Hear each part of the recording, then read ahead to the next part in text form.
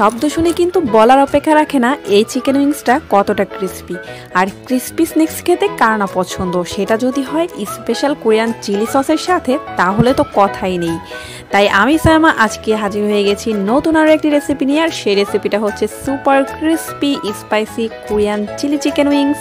Chicken উইংসটা শতভাগ crispy হবে কিছু টিপস ফলো করে তৈরি করলে। তো চলুন কথা না বাড়িয়ে সহজ রেসিপিতে আজকের চিলি চিকেন উইংস তৈরি করি।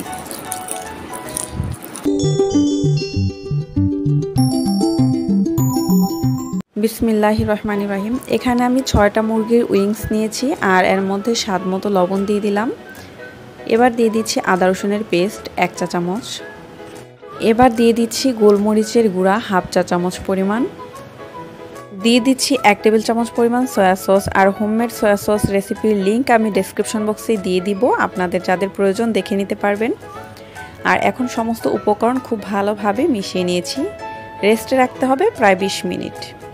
ফিরে আসলাম 20 মিনিট পর। এবার আলাদা একটি পাত্রে নিয়ে নিতে হবে 1/2 কাপ পরিমাণ আটা, নিতে হবে 1/2 কাপ পরিমাণ কর্নফ্লাওয়ার।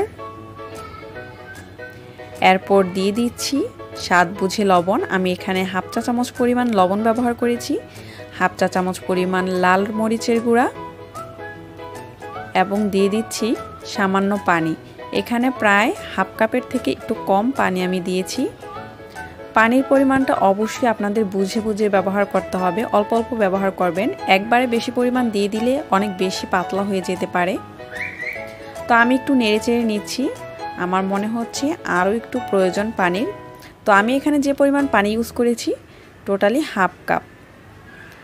তো আমার ব্যাটারটা কিন্তু একদম পারফেক্টলি রেডি হয়ে গেছে। মনে রাখতে হবে ব্যাটারটা কিন্তু অনেকটাই ঘন থাকবে। আবারও আলাদা একটা পাত্রে নিয়ে নিচ্ছি 1/2 কাপ পরিমাণ কর্নফ্লাওয়ার। এবার চিকেন উইংসগুলোকে খুব ভালোভাবে কর্নফ্লাওয়ারের সাথে কোট করে নিতে হবে। আমি একটু ভালোভাবে ঝাঁকিয়ে নিচ্ছি। প্রতিটা চিকেনকে এভাবে কর্নফ্লাওয়ারের সাথে অবশ্যই কোট করে নিতে হবে। এখানে কিন্তু কর্নফ্লাওয়ারের পরিবর্তে আটা বা চালের গুঁড়া ব্যবহার করলে হবে না, কর্নফ্লাওয়ারটা ব্যবহার করলেই এটা কিন্তু ক্রিস্পি হবে। আমার আজকের আয়োজনটি কেমন লাগলো অবশ্যই কমেন্টে জানাতে ভুলবেন না। আর যদি আজকের রেসিপিটি ভালো লাগে প্লিজ একটি লাইক দিবেন। আপনাদের সামনে একটি রেসিপি নিয়ে আসার পেছনে অনেক পরিশ্রম করতে হয়, আর যখনই সুন্দর সুন্দর কমেন্ট পড়ি তখন কিন্তু সব কষ্ট আনন্দে পরিণত হয়। যাই হোক, এবার আমি কোট করা সেই চিকেন উইংসগুলোকে লিকুইড যে ব্যাটার আমরা তৈরি করেছিলাম তার মধ্যে ডুবিয়ে নিচ্ছি এবং খুব ভালোভাবে অতিরিক্ত লিকুইডটা ঝেঁকে ফেলে দিতে হবে। এবার কিন্তু আমাদের উইংস মামা তেলে যাওয়ার জন্য একদম রেডি। একটু মজা করলাম আর কি। যাই হোক, এগুলোকে ডুবো তেলে ছেড়ে দিতে হবে। আর তেলটা যখন ভালোভাবে গরম হয়ে আসবে তখনই কিন্তু ছেড়ে দিবেন। আর আমি আবারও দেখাচ্ছি, চিকেন উইংসগুলোকে লিকুইড দুধে ডুবিয়ে তারপর কিন্তু ভালোভাবে লিকুইডটা ঝেড়ে ফেলে দিতে হবে। অতিরিক্ত লিকুইডটা যেন পড়ে যায় সেদিকে আপনাদের খেয়াল রাখতে হবে। একবারে বেশি পরিমাণে চিকেন উইংস দিতে যাবেন না, এতে করে একটার সাথে একটা লেগে যেতে পারে। যেহেতু এখানে কর্নফ্লাওয়ারের মিশ্রণ আছে সেহেতু একটার সাথে একটা লেগে যাবে। চুলার হিট মিডিয়ামে রেখে এগুলোকে 5 মিনিটের জন্য ভেজে নিয়েছি। এবার এগুলোকে উঠিয়ে একটি পাত্রে রেখে দিচ্ছি।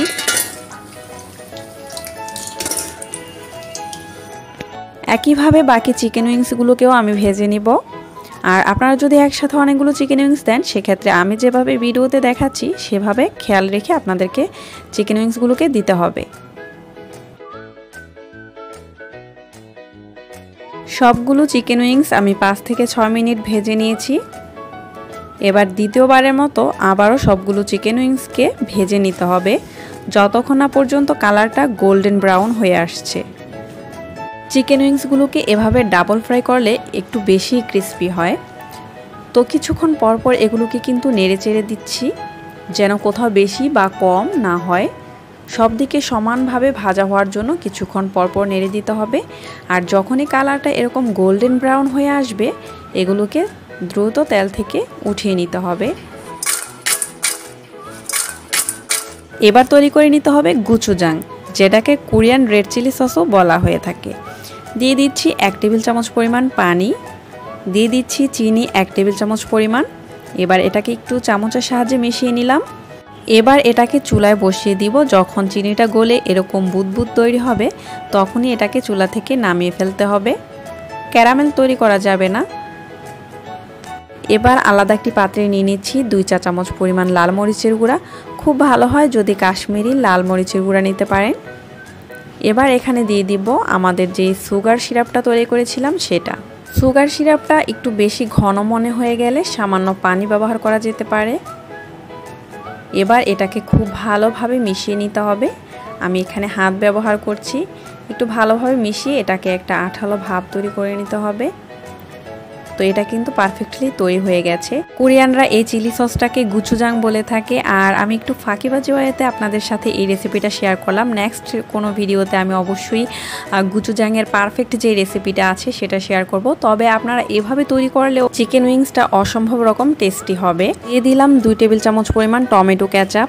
এরপর দিয়ে দিচ্ছি 1 টেবিল চামচ পরিমাণ সয়া সস। হোমমেড সয়া সসের রেসিপির লিঙ্ক আমি ডেসক্রিপশন বক্সে দিয়ে দিব, আপনারা দেখে নিতে পারবেন। দিয়ে দিলাম 1 চা চামচ পরিমাণ রসুন কুচি, একদম মিহি কুচি করা। দিয়ে দিচ্ছি 1 টেবিল চামচ পরিমাণ অলিভ অয়েল, 1 টেবিল চামচ পরিমাণ মধু এবং 1 টেবিল চামচ পরিমাণ পানি। এবার সমস্ত উপকরণ ভালোভাবে মিশিয়ে তারপর এটাকে চুলায় বসিয়ে দিতে হবে। চুলার আঁচটাকে মিডিয়ামে রেখে আমি এটাকে জাল করে নিব। যখন এরকম ফেনা ফেনা হয়ে আসবে তখন কিন্তু এটাকে অনবরত নাড়তে হবে, যেন পুড়ে না যায় সেদিকে লক্ষ্য রাখতে হবে। কিছুক্ষণ পরপর নেড়েচেড়ে দিচ্ছি। আর এটার মধ্যে যে টমেটো কেচাপ এবং পানি ইউজ করা হয়েছে যেন সমস্ত পানিটা শুকিয়ে যায় সেই দিকে লক্ষ্য রাখতে হবে। এখন কিন্তু আমাদের সসটা প্রায় রেডি, শুধু তেল ভেসে আছে, এখানে কিন্তু কোনো পানির পরিমাণ নেই, তলায় লেগে লেগে আসছে। এ পর্যায়ে দিয়ে দিতে হবে চিকেন উইংসগুলো।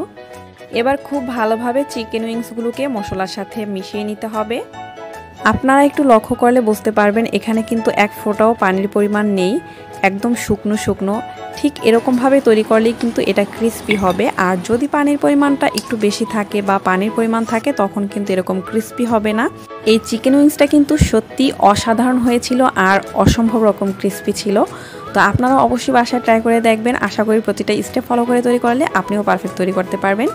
আমার আজকের রেসিপিটি যদি ভালো লাগে প্লিজ লাইক, কমেন্ট এবং শেয়ার করবেন। আজকের মতো আমি সালমা বিদায় নিচ্ছি। সবাই ভালো থাকবেন। খোদা হাফেজ। আসসালামু আলাইকুম ওয়া রাহমাতুল্লাহি ওয়া বারাকাতুহু।